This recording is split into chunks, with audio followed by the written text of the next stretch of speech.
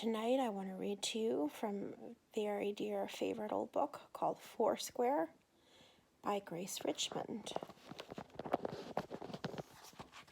This is the experience of Mary Fletcher and a number of her friends hearing Beethoven's Ninth Symphony for the first time in concert. Mary had heard that Beethoven Ninth Symphony before, once in her life, under circumstances entirely different, with a party of schoolgirls, chaperoned by a teacher, boxes of chocolates in their laps, subdued whisperings on their tongues. Mary had supposed she had listened to the greatest music in the world.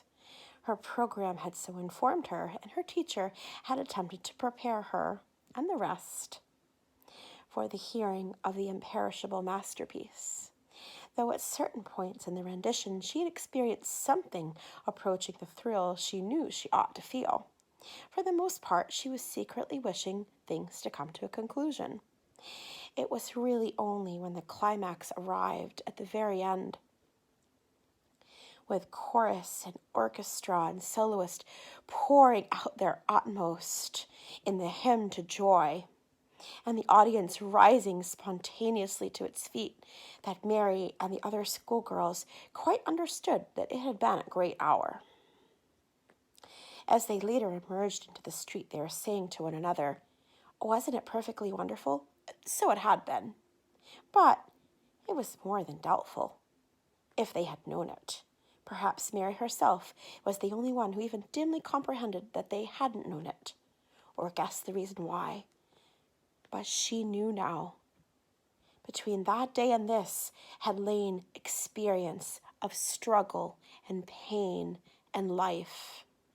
And he who listens with understanding to the Ninth Symphony must have known these, not vicariously, but for himself.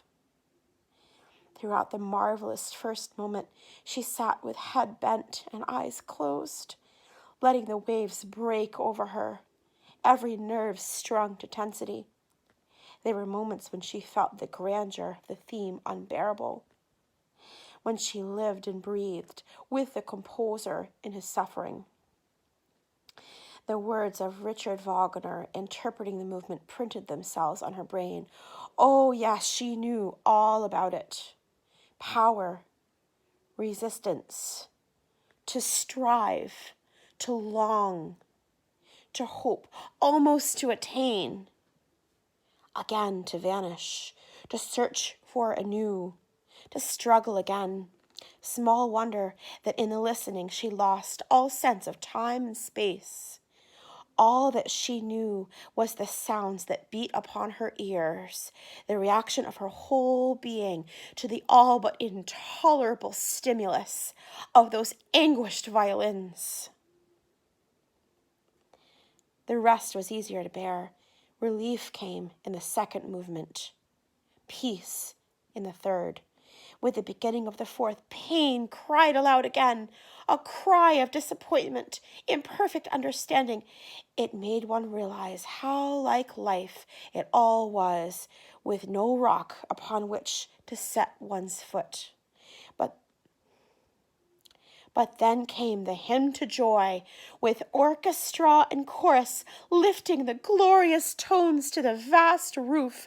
Once again Mary, with an audience on fire, rose to her feet.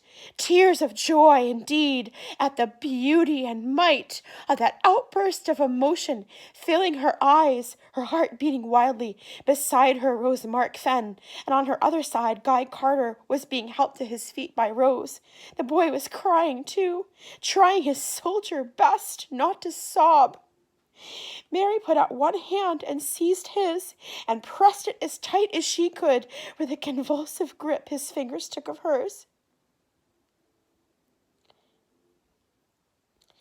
Then she looked around at Mark and met his steady gray eyes and saw tears there too, quite because she couldn't help it. Her other hand touched his and found instant response.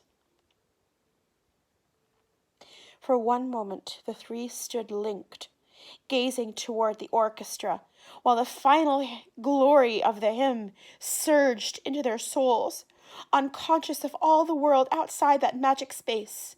Then it was all over. The applause, thunderous, deafening, began, and the hands dropped apart. Such hours come only now and then in lifetimes, and each of these three recognized that this had been supremely one of these. If it had been raised to its highest power by the human companionship throughout the experience, only one of the three, perhaps, was fully conscious of that significance.